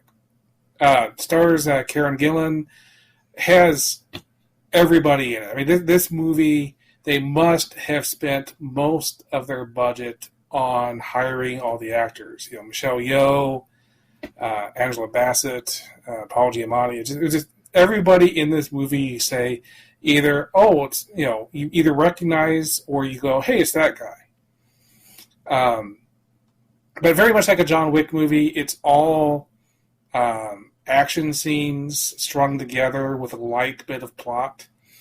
And some of the scenes are the sets are a little cheap looking, so it looks a little bit too independent in some spots. Some of them, like the library, are beautiful looking. If you know the plot of John Wick, this is very similar. There's no dog, but it's, you know, instead of a dog, it's a little girl whose father gets shot by the main character, then she feels bad about it, and then everything else happens. Shaggy and Mike may go into more details in the plot. I'm just going to say, if you like John Wick, watch this movie. It's a lot of fun. You got some really good actors having a lot of fun doing action scenes together. And if the plot doesn't make much sense, who cares? It's a blast. I'm going to give it I'll give it an SCG. All right. It's definitely not it's not a Schneikes, but it's a lot of fun. You'll enjoy yourself. All right. So, if you're looking for a cerebral movie, this is not it. All right. If you want a thinker, no. Gunpowder Milkshake is a shoot 'em up, bang bang movie with lots of not quite nonstop action, but plenty. And as Colin said, it has a lot of good names in it, a lot of people that you'll know. Paul Giamatti makes a fairly decent appearance in this. He plays one of the kind of, I don't know if it's critical characters, but he's one of the story arc characters in this. So it's very good that way, and it's a fun movie to watch. Really, you know, if you like violence, if you like just, you know, raw aggression, but you're tired of seeing it from an all male cast, this is going to be a nice change for you. So if your woman wants a bit of a beat 'em up movie, this is a great one for them. So definitely think about that if you want to try something that you'll enjoy, but that'll, you know, have a bit of it. It also, it, like Colin said, it includes Michelle Yeoh, who is actually starring in another film, which I don't know if it's on our list, but it probably should be, which is Everything Everywhere All at Once, which is another, I believe it's a Netflix show, a similar action movie, I believe. Haven't watched it yet. Was also in Shang-Chi and the Legend of the Ten Rings. So, I mean, there's a lot going on here, and it's just kind of a fun romp. So I may actually watch this again because it's that kind of interesting and just a fun thing to do. So I'm going to give this one a Schneikes. Actually, I'll give it a Schneikes because, like I said, the truth to me is, am I going to watch it again? All right, Mike, you're up. Thank you. Okay, so a lot of my review is going to pretty much echo what Colin said in his. I guess the diner is the equivalent to the Continental Hotel in John Wick, and I really felt like this was a female version of John Wick. But then there was one scene where it kind of went guns akimbo, where she had the guns taped to her hands in order to fight.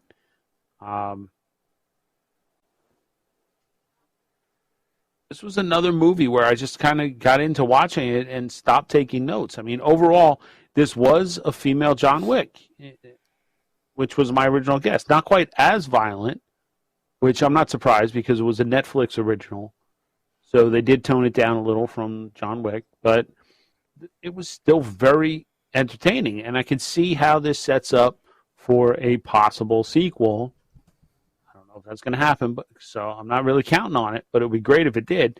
I'm giving this a smile, but on the quote-unquote real movie scale, I'm giving this a 4 out of 5 stars. Reserving to see if a sequel comes out. This was one I really enjoyed. The only reason I didn't give it higher than a smile, to be honest with you, is I'm still kind of figuring out how we're rating these real movies compared to the crap we normally wind up watching. Yeah. Yeah, and for comparative purposes, I haven't watched any of the John Wick films. So I don't have that frame of reference, that you guys have. So you should really watch the John Wick films. I have them. I just haven't watched them. They just haven't been in rotation. Like I said, I if that Dylan Dog movie was available somewhere, I would put it on our list because it is that right mix for us. You guys would really enjoy it. Plus, Brandon Routh is he's an interesting actor to watch, right? Played Superman. So it's interesting to see him in a little bit of a different role. But so, all right. So we have to pick the next films. Yep. And do we have anything? I will say Gunpowder Milkshake sequel is in active development. Okay. So we do have a little bit of a issue here, I think, because some of these I went through. I don't know if you guys looked at the sheet. I went through and tried to pull out the real movies, quote unquote, and put them on their own tab. I'm not sure if any of these new Netflix ones that have been added should be on that tab or not. I probably should have talked to you guys before or let you know I was doing that. But we can decide if we come up with a real movie, we can go ahead and figure it out along the way. So let's do the candidates first, which is 1 to 49. 1 to 49. 23. 23. Let's see. This is, can't find that. Hold on. Why is it not? Let's see. This is, let me search and see if it's here. Okay. So it says Parker, which is a heist double cross with Jason Statham, but that is not found on Netflix. So I'm not sure if that was. It's on Tubi right now, but that's okay if we want to try something else. Yeah, I would say that's a movie I've seen. It's fine. It's a real movie. I don't see us getting a lot of. Okay, we can try some. How about 20? How about 20? 20 is.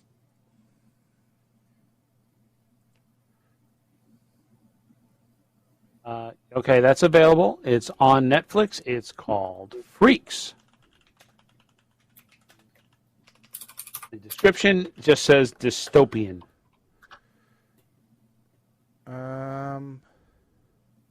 And Kenna did write in. I apologize because I wasn't watching the suggestion sheet. I had too many screens open. I love Gunpowder Milkshake. It reminded me far more of Shoot 'em Up mixed with Birds of Prey. That's a very good reference there. Birds of Prey, yes. So for freaks the emancipation is, of one Harley okay, Quinn. so there are 2 different freaks. So we're looking for the. Von einer Frau. Die Tussi, die hatte irgendwie Okay, so wait a second. Hold on. Superkräfte oder so. So there are 2 different What? freaks. Okay. Yeah. Do not Well, want the one which is in German. No. We don't want the 1932 one. Trust me. What are you playing, dude? I'm not playing. Oh, sorry. I didn't realize my sound was coming through.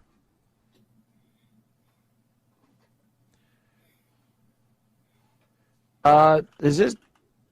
It's the one with the ice cream truck looking thing. Oh, okay. All right.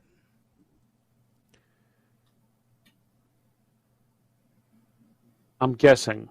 Hidden away by her eccentric father, All a right. mysterious young girl uncovers frightening truths when she starts to make contact with the outside world.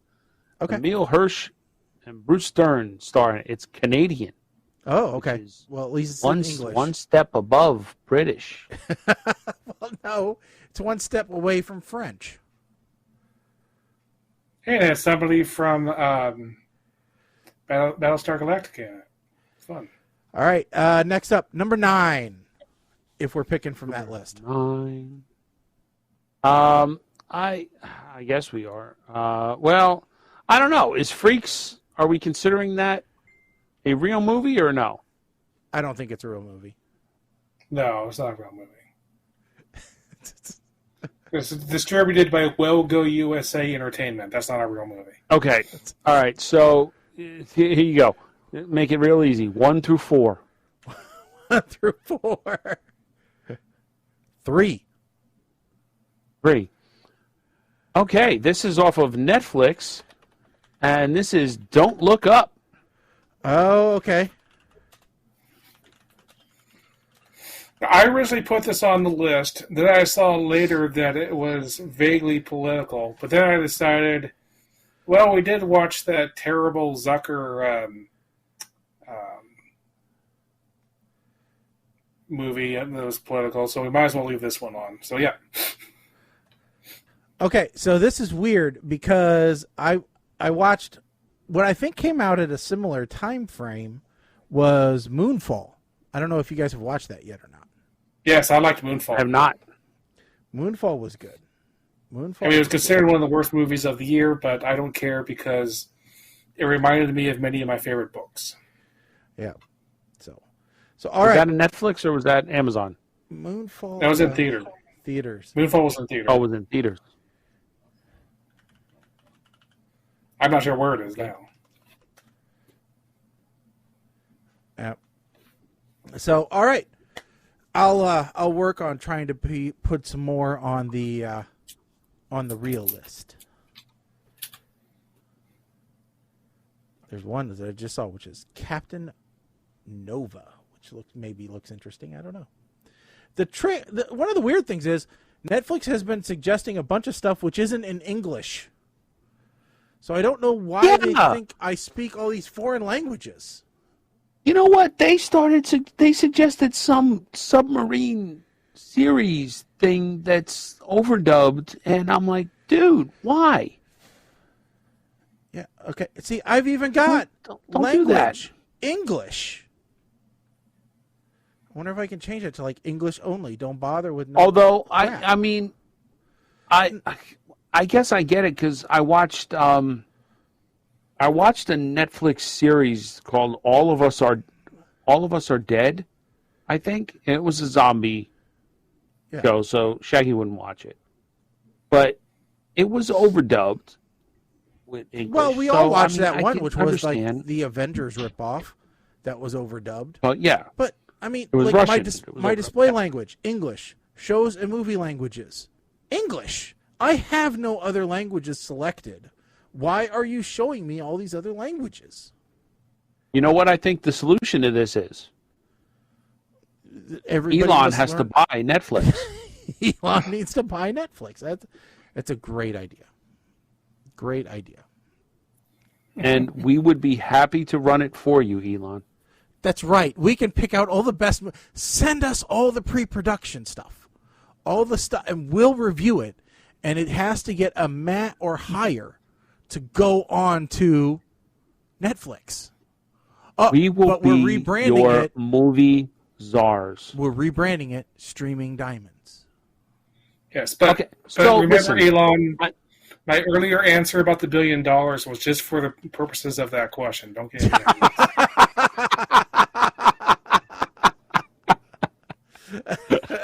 Oh, well played, sir. Well played. So, That's our poison. That's the poison pill in the contract right there. I completely forgot what I was going to say before, because that was a gem. Wow. So, yeah. Amazon, Jeff, that's up to you too, all right? You want us to review all the Amazon Prime movies, we'll be more than happy to do that. Oh, man. That would be an awesome job. Professional film previewer. Absolutely would. You know? I would. All right. Oh, well, that's what I was going to ask you guys. Did you guys, since we don't review series, well, we do sometimes. and I don't want to, not as part of the segment. I just we don't want to go down this road. We had, though. We did with Black's Books. We did with a couple other ones. I just haven't been putting any on because it's usually a significant time investment because I can't watch, unless the series really sucks, I end up watching the whole damn thing. Well, and that's my point. Like, I did not think I was going to like season 2 of Space Force. I watched it all. I'm done. So I did. I haven't got to that So, one yet. I mean, we can talk about the series, but I got enough trouble trying to fit in some of these 90-minute movies, let alone an entire series. Yeah, let me see here. Let me just look at my viewing activity on Netflix real quick, and I'll tell you. So I'm starting up I'm into season 6 of Lucifer now. I'm done with DC's Legends of Tomorrow. I'm caught up on there. I am. Come on, show more. Yes, and by done you may literally be done because we don't know if they're coming back. Lost in Space, I'm all caught up on. I watched Outside the Wire was one of ours. Knight Rider, I watched all the Knight Riders. I get pulled in those every so often. I'm done with season 7 of The Flash. I watched all the baking shows. I'm completely caught up with baking. There is no great blank bake-off in the world that I haven't watched yet. I am going to disagree with you. What? There is one that keeps popping up on frickin' Netflix. Oh, yeah, the Bureau of Magical Things. I watched all that, too. What is it? I think it's called Is It Cake? Yeah, it's okay. No. I don't. No, what I meant was literally the Great Blank Bake Off. Not like Bake Off shows, but shows specifically titled the Great Blank, like the Great British, the Great Australian, the Great Kiwi, the Great Zimbabwean. I've watched them all. Impressive. The Great Irish. So I've watched that too. I'm just scrolling through. So Yakimo's S245 is the one that kept popping up now. Like, oh, you must watch me. I'm like, no, I don't. Altered Carbon, I tried to watch and I couldn't get it. I just couldn't get past the first or second episode. It just started bothering me. Bright. We talked about Bright. Well, apparently Bright 2 has been shelved, but my question has been, I didn't know Bright 2 was ever greenlit. I think this is Netflix just trying to capitalize on. No, it was greenlit. We knew that when Bright 1 came out, and it was a huge success. They immediately greenlit Bright 2. Oh, okay. I guess, my alcoholism is catching up to me, I guess. I don't know. But Shaggy, you just called out the one thing that we learned from watching all of the bake-offs. What? Is that the Irish cannot bake. No, they can't. They're dumb. They can drink. They should have the Great Irish Drink Off. That's what they should have. Okay. Speaking of Ireland, and I know we're like out of time here, but something popped up in my Twitter feed here. Apparently, there was a big announcement today from our governor, and again, I'm not trying to get political here. That where is it here? He's partnering with Irish businesses. And where is it? What's it? Green something. Go Apple Green. It's not just any company, he said. It's Irish, and it's completely consistent with the things we care about. It's a really stupid thing for a politician to say. It's not just any country, they're right. Choose NG. Proud Irish to companies announce are finding a second home in New Jersey. Yeah. So apparently there's a New Jersey Ireland mission is like trending locally with me here. And somebody, I don't understand. What exactly is Go Apple Green? What are they doing? Well, your governor. What do they do? Here's what happened. Your governor wanted to go to Dublin. So he is leaving tomorrow for the Innovation Summit Dublin for 3 days. New Jersey Europe Center representatives will lead discussions on New Jersey's innovation ecosystem and the resources and support available for international companies.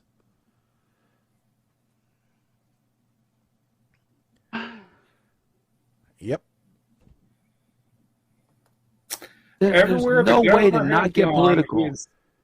He has emphasized the connections between Ireland and New Jersey, which has one of the largest Irish-American populations of any state. You look in the mirror in New Jersey, and you see Ireland, he said. And you look in the mirror in Ireland, and I think you see New Jersey. 27% of all Irish exports go to the United States. Yeah, I think have we lived can in stay New Jersey. non-political here, Mike, and say this is one of the most racist things I've ever seen. I have lived in New Jersey my entire life. I have never looked in the mirror and thought, Ireland. Ever. I'm sorry. Every time New Jersey comes up in anything, that Hollywood puts out, there's an O'Malley somewhere. No, exactly. No, it's Tony Soprano. No, there is. Yes, it's Irish or Italian. You got to go with one of the I's. Are you talking about Irish? The beat cops. Those aren't Italian. Those are Irish. I'm sorry. But like some of the people I follow on Twitter are like, all of a sudden, I will never spend. What are you trying to put Wawa out of business? I'm like, what exactly does Go Apple Green do? Apparently, they sell petrol. And I'm like, well, Wawa makes subs. And they happen to have a gas station. They don't compete. Yeah. What in the hell is going on here? But Ireland is the New Jersey is the Ireland of America. What does that mean, Governor Murphy? Please explain to me. I know marijuana's legal here now, but come on. Work with me. There's 10% of the Garden State which has Irish ancestry. Sure. That's what they say. Sure.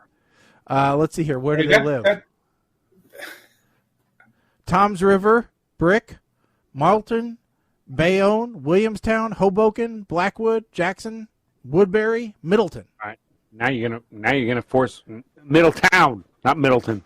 What? Please don't do that. Middletown. And Spring Lake. You might as well. Newark. How would you say it? Newark. Newark. Okay, good. You pass. Yeah, that's pretty well known. But But A-T-H-E-N-S. Yeah, but look how many people go Illinois. So, you know. No, A-T-H-E-N-S. Athens. No, it's Athens. This who? It says the city of Athens, Illinois. So, anyway.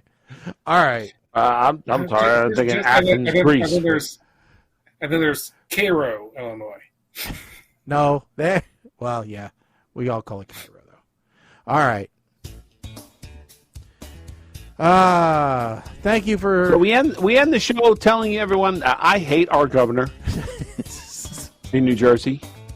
Well, tell everybody that you hate teeth looking like he'd been chewing on rocks half of his life, Governor Murphy. Well, we end the show telling people that you hate the Irish. That's what we end up. I don't hate the Irish. I just don't understand. I don't relate to the Irish. That don't mean I don't hate them. I don't mean I hate them. No. That there are no good governors in the entire country. Period. Fair statement. Fair statement. All right. Fair statement. All right. With that nugget of news, we thank you guys for tuning in. Are we coming back next week? Or are we taking a break? Or what are we doing? I think we are coming back next week. All right. We're coming back next week. So we'll be back here on the 2nd. We will get back on track doing episodes on a regular basis. And maybe next week I'll let you know why we were gone so long. Since we didn't get to it this week. Oh, yeah. Who knows what game we're going to play next time? It could be this one. It could be internet search history. It could be, shit happens. Oh, I hit the wrong button. I'll tell you what, Shaggy. Yeah. For next show, I will come up with a game, and I will host. All right. Take the burden off of you. How's that? Mike plays the game. Mike does the game next time. Okay, cool. So, everybody, thank you for tuning in. Don't forget to spread the word. Let everybody know about the show at PTR Radio on your favorite social media network. And as always, go to ptrradio.com, sign up for the podcast, download the show, and tell everybody else to do it. And you can send your movie suggestions into our Facebook as well. If you think there's a movie that we need to take a look at and it's available on one of the streaming platforms, let us know and we can add it to the list. And we'll probably tell you, yep, we already watched it and we didn't like it. But if we haven't, we'll add it to the list. So with that said, I'm Shaggy. I'm Colin. I'm Mike the 8 Man. Stick a fork in us, folks. We are done. Later.